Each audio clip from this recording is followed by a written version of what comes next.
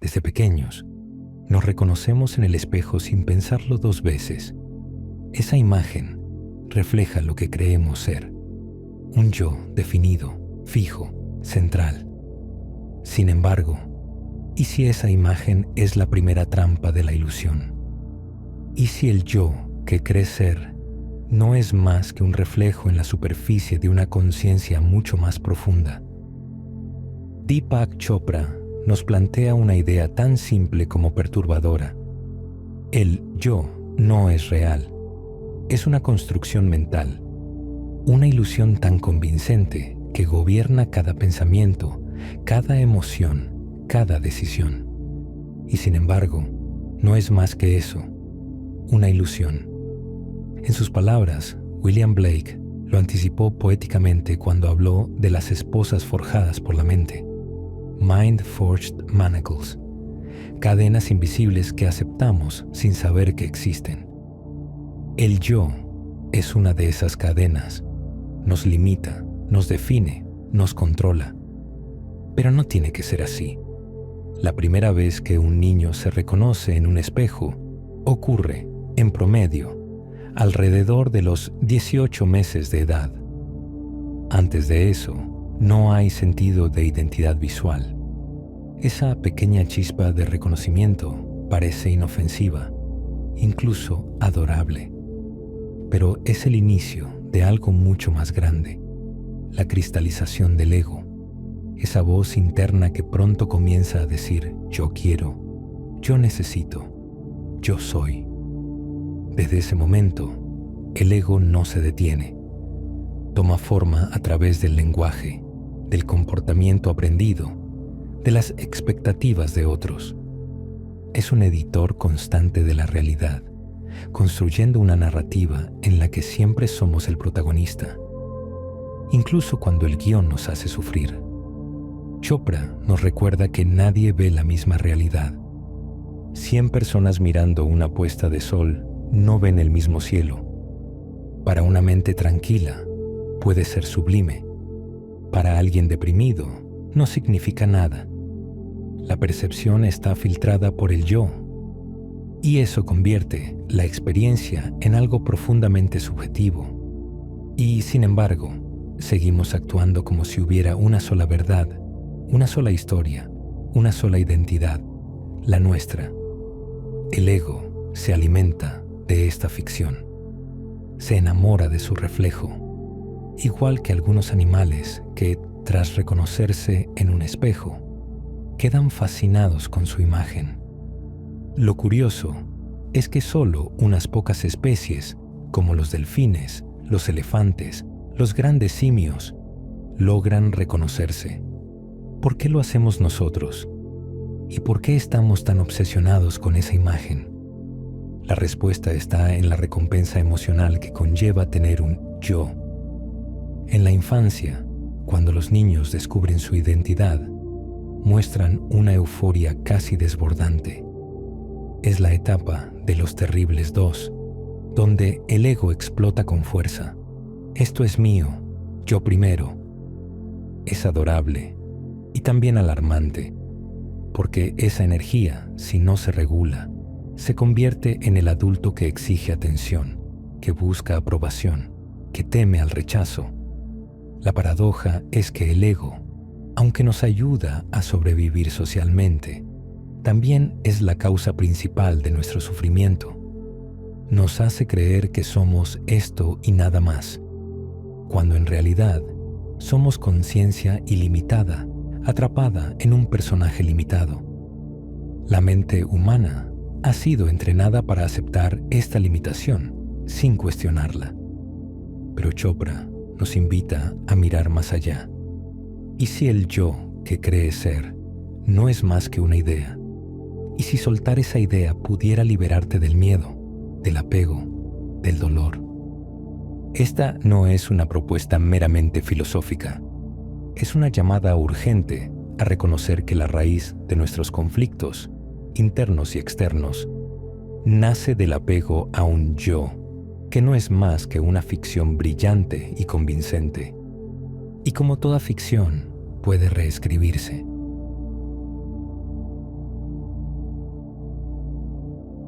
El ego se presenta como un aliado inseparable.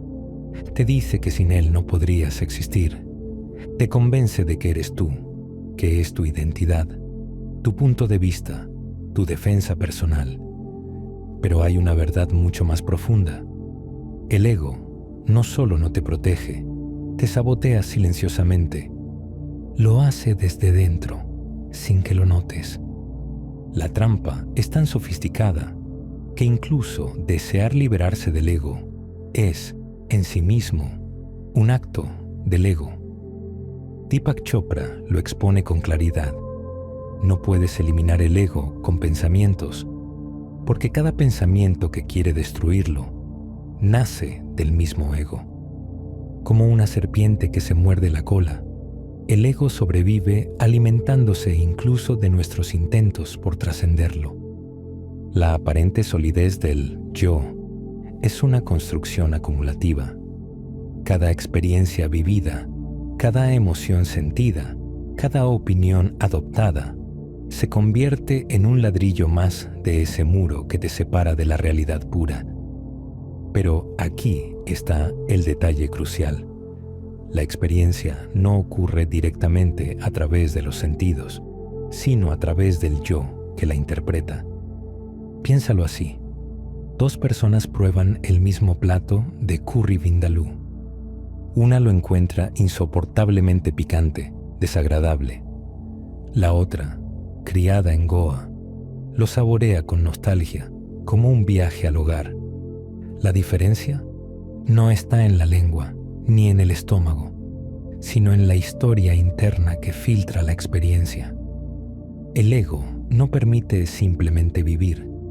Tiene que decidir si lo vivido es bueno o malo, digno o indeseable, deseado o temido. En esa decisión constante, el ego construye su dominio. Cada vez que eliges rechazar una experiencia o aferrarte a otra, estás fortaleciendo al yo como el amo invisible de tu percepción. Y como advierte Chopra, esa acumulación de experiencias no es libertad. Es un sistema de control que alimenta una sensación constante de carencia. No se trata solo de gustos o disgustos. El ego se asienta sobre necesidades profundas: seguridad, pertenencia, amor, reconocimiento. Un niño corre por la casa, explorando el mundo, con una curiosidad imparable. Esa misma energía, con el tiempo, se transforma en búsqueda compulsiva de validación. ¿Quién soy si no me aplauden? ¿Qué valgo si no me desean?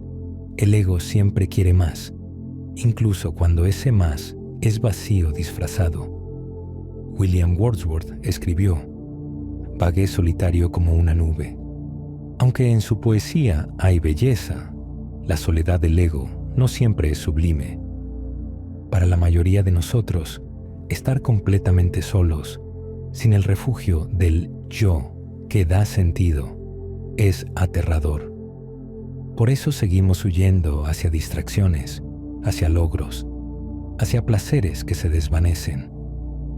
Pero esa huida perpetua nunca se detiene, porque el ego no tiene fin. Siempre hay algo nuevo que desea, algo que necesita, algo que teme perder. Y es aquí donde aparece la frase más devastadora de Chopra. El yo no tiene una agenda. El yo es la agenda. Esa frase lo resume todo. No se trata de que el ego te dirija hacia ciertos objetivos. Es que tú, mientras estés identificado con él, eres ese programa de deseos interminables. El ego nunca estará satisfecho porque su función no es la plenitud, sino el deseo mismo. Por eso, aunque tengas todo, puedes sentirte vacío. Por eso, mientras seas alguien, nunca te sentirás suficiente. Liberarse del ego no es una batalla, es un despertar. Pero para despertar, primero hay que reconocer que estás dormido en un sueño que llamas yo.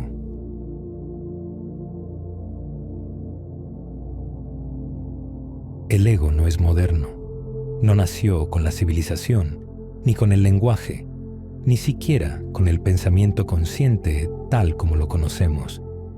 La raíz del yo es mucho más antigua. Es un fenómeno evolutivo que lleva millones de años creciendo en silencio. Una conciencia que se miró a sí misma por primera vez y no volvió a ser la misma. Aunque hoy usamos nuestro nombre como algo natural, el hecho de tener uno es una conquista histórica. El primer nombre escrito que conocemos pertenece a un faraón egipcio llamado Iri-Hor, cuyo título, La Boca de Horus, data del año 3200 antes de nuestra era. Pero antes de que existiera el lenguaje escrito, la conciencia del yo ya había emergido en formas más primitivas y profundas. Mucho antes que las palabras, surgió el reconocimiento visual. ¿Alguna vez te has preguntado si nuestros ancestros prehistóricos se miraban en el agua? ¿Si reconocían esa figura reflejada como propia?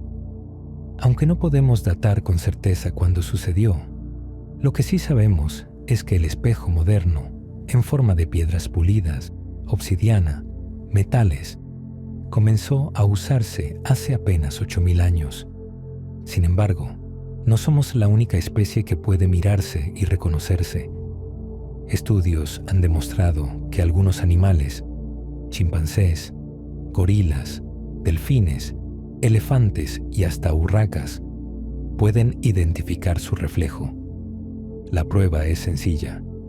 Se les coloca un sombrero rosa, y si al verse en el espejo intentan tocar el objeto en su propia cabeza y no en el vidrio, han pasado el test.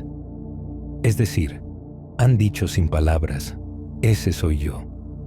Pero lo más inquietante es que estas especies no usan espejos en su hábitat natural, lo que plantea una pregunta fascinante. ¿Por qué su cerebro evolucionó para permitir esta autoconciencia? ¿Qué propósito tiene si no hay una necesidad directa? La historia se vuelve aún más sorprendente cuando observamos el arte rupestre y las esculturas más primitivas conocidas. Entre ellas, destacan dos piezas enigmáticas: la Venus de Berehat Ram, hallada en los altos del Golán, y la Venus de Tan Tan, descubierta en Marruecos. Ambas tienen más de 200.000 años de antigüedad y fueron esculpidas por Homo erectus, una especie anterior al Homo sapiens. Estas pequeñas figuras no representan a otros, representan un cuerpo humano. Son, quizás, el primer selfie de la historia. Con apenas incisiones toscas que marcan una cabeza, un torso y brazos, estas esculturas primitivas expresan algo fundamental, una conciencia que se percibe a sí misma como algo separado, como una figura, como un ser. La intención de crear una imagen de uno mismo es el primer grito silencioso del ego en la historia. Desde entonces, esa conciencia individual no solo ha sobrevivido, ha crecido sin control. En palabras de Chopra, el yo no solo ha sobrevivido desde la prehistoria, ha hecho metástasis. Lo vemos a nuestro alrededor todos los días. La codicia desmedida, el afán de poder, la obsesión por sobresalir, no son simplemente defectos humanos. Son el ego desenfrenado, evolucionado, institucionalizado, desde la acumulación absurda de riqueza hasta guerras motivadas por ideologías. La historia humana puede entenderse como la expansión del yo en lucha contra otros yoes. Cuando vivimos desde el ego, el mundo se divide automáticamente. Yo contra tú, nosotros contra ellos. Y así, desde una escultura tallada en piedra hasta un botón nuclear, el yo ha dirigido nuestras decisiones, nuestras tragedias y nuestras posibilidades de redención. Quizá la pregunta no sea ¿cuándo comenzó el ego?, sino ¿cuándo estaremos listos para superarlo?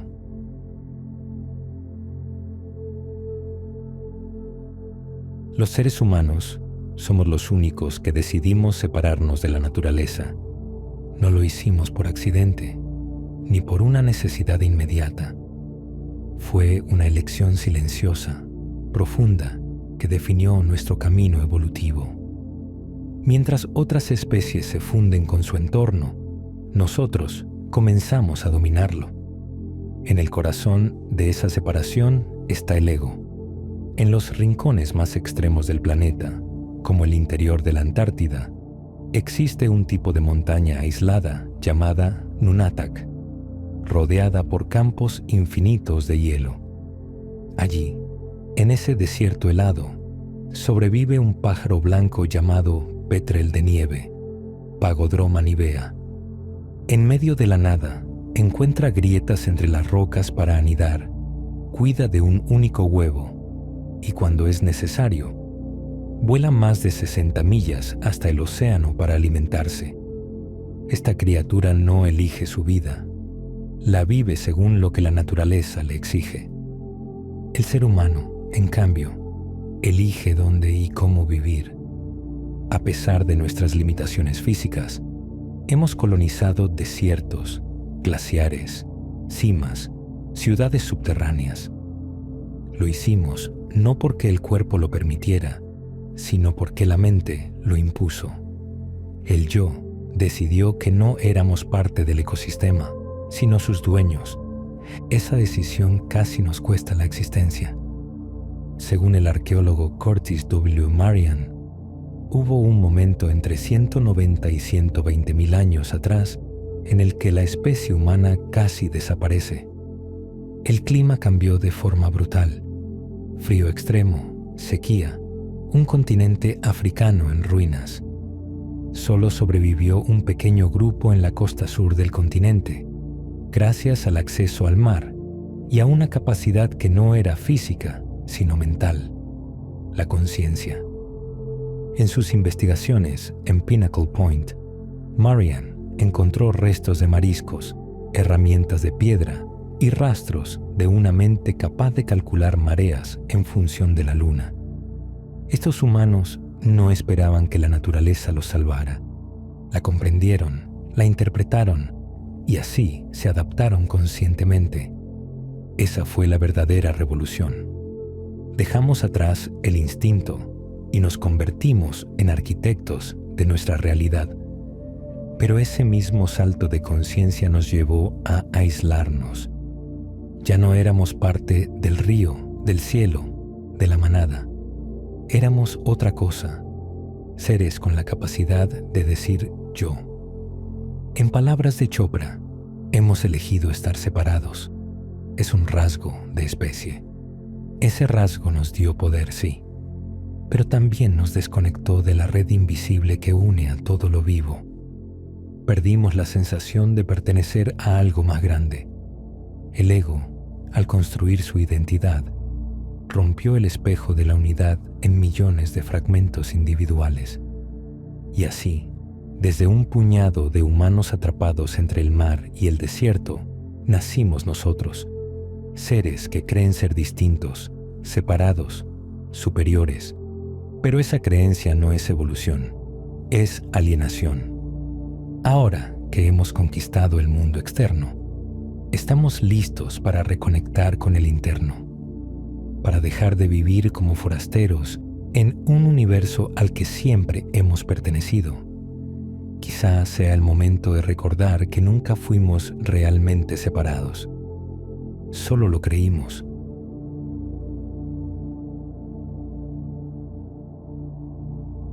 La realidad no es como crees, nunca lo ha sido. Tu mente, en silencio, edita cada fragmento de lo que percibes, como si fuese una película en la que solo sobreviven las escenas que el ego aprueba. No ves el mundo, ves lo que tu mente decide mostrarte. Deepak Chopra lo plantea con claridad. Nuestra conciencia es tan vasta que, sin filtros, sería inmanejable. Si no hiciéramos recortes mentales, nos perderíamos en un mar de información. Desde que nacemos, el ego comienza a construir esos filtros. Y ese proceso se vuelve tan natural que ni siquiera notamos que está ocurriendo. Imagina esto. Estás en un estacionamiento lleno de autos. No puedes registrar cada vehículo, cada rostro, cada sombra. ¿Qué hace tu mente? Se enfoca en un solo objetivo: encontrar tu coche. Todo lo demás desaparece, como si no existiera. Eso no es percepción, es edición. Los animales también lo hacen, aunque sin saberlo. Un pingüino que regresa a una playa repleta de crías encuentra al suyo entre miles. Un zorro ártico escucha el leve crujido de un ratón bajo la nieve y se lanza en el lugar exacto. Una mariposa monarca regresa a un mismo punto en México año tras año. Ellos no eligen, su instinto lo hace por ellos. Nosotros, en cambio, sí elegimos. Y esa libertad viene con un costo. Definir quiénes somos también implica decidir quiénes no somos. Decimos, yo soy espiritual, y excluimos miles de filosofías. Decimos, yo soy de esta religión, y automáticamente ignoramos otras 4.200. Lo más perturbador es que la lista de lo que rechazamos es mucho más larga que la de lo que aceptamos. La identidad se construye por exclusión. A medida que el ego filtra, también separa. Divide el mundo en yo y no yo, nosotros y ellos. Esa división se convierte en creencia y la creencia en juicio. Un ejemplo cercano.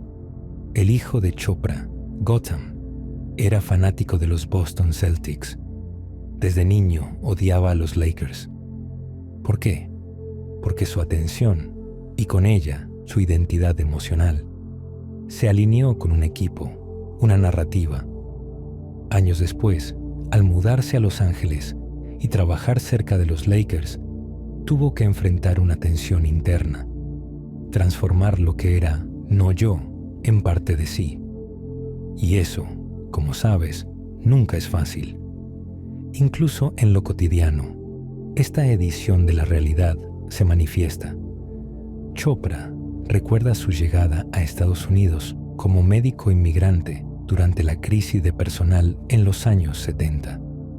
Aunque hacía el mismo trabajo que sus colegas estadounidenses, el simple hecho de no ser uno de ellos activaba juicios invisibles, rechazos silenciosos. La mente de otros ya había editado quién era él. Y aquí está el problema. Cuando editamos la realidad para que encaje con nuestras preferencias, la empobrecemos.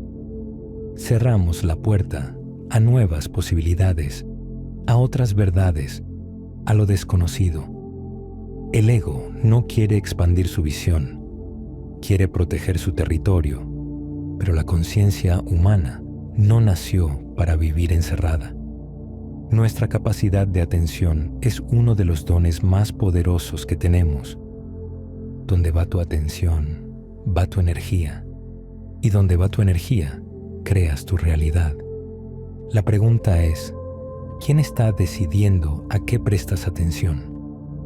Si no eres tú, es el ego. Y si es el ego, entonces lo que llamas realidad no es más que una proyección recortada del infinito.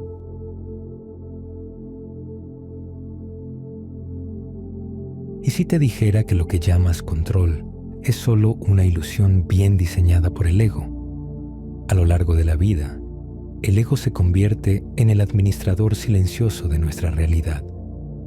Filtra lo que aceptamos, lo que rechazamos, lo que recordamos y lo que ignoramos. No vivimos la realidad como es, sino como el ego nos permite verla. Y esa versión, aunque familiar, es profundamente limitada. Deepak Chopra lo expresa con precisión. Usamos la conciencia como si fuera una supercomputadora, pero solo para enviar correos. En lugar de explorar su poder infinito, la reducimos a un filtro estrecho de juicios, recuerdos y hábitos repetitivos. Piensa en esas reuniones familiares en fechas festivas. Una y otra vez, los mismos conflictos, las mismas discusiones, los mismos temas no resueltos. A pesar del paso del tiempo, las emociones se reciclan. El ego no busca soluciones.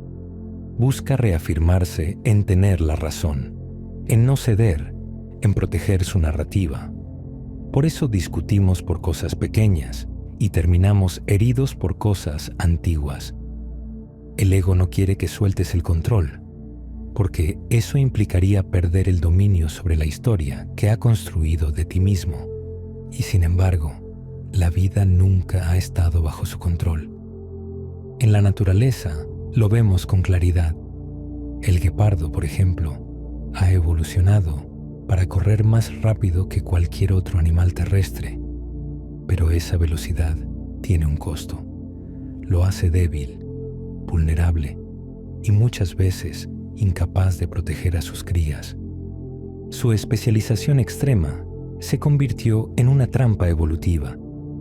A diferencia del guepardo, los humanos no estamos atrapados por nuestras habilidades físicas.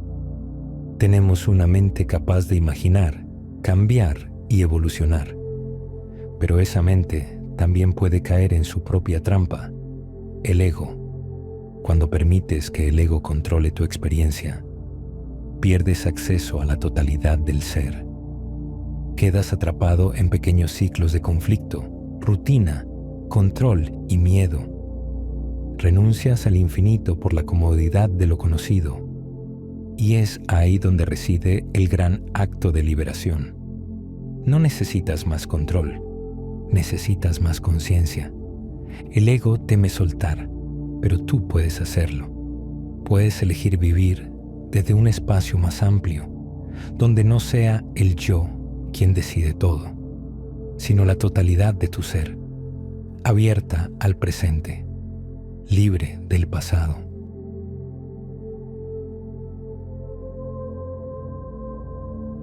Has vivido creyendo que el yo controla tu vida, que es quien decide, quien piensa, quien actúa.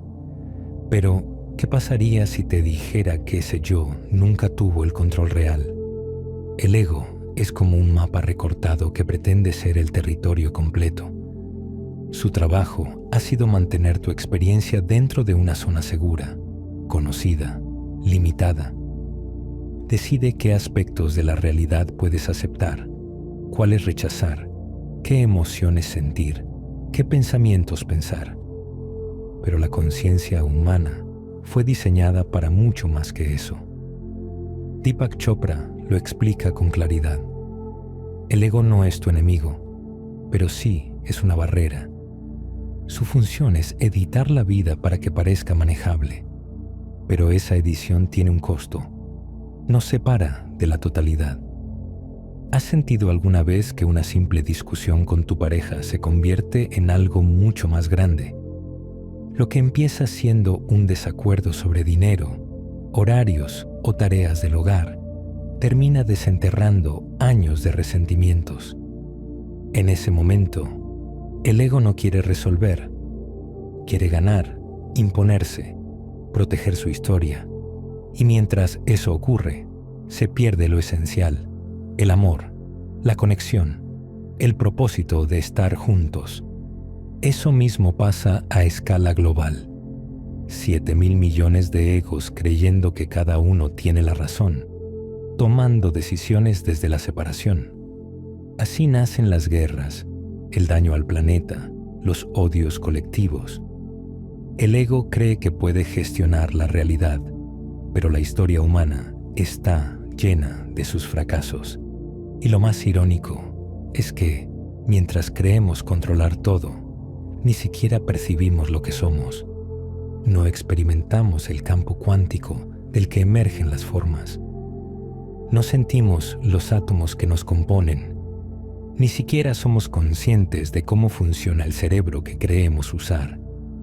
Todo eso queda fuera del mapa del ego. La verdad es que no necesitas seguir editando la realidad. No necesitas dividir, juzgar o controlar. La conciencia, en su estado puro, no teme lo infinito. Al contrario, allí es donde realmente pertenece. Soltar el ego no es perderte, es encontrarte. Es dejar de vivir en fragmentos y volver a la totalidad. El ego dice, no puedes vivir sin mí. Pero la conciencia responde, nunca necesité límites para ser lo que soy. Despertar es recordar eso y vivir desde allí.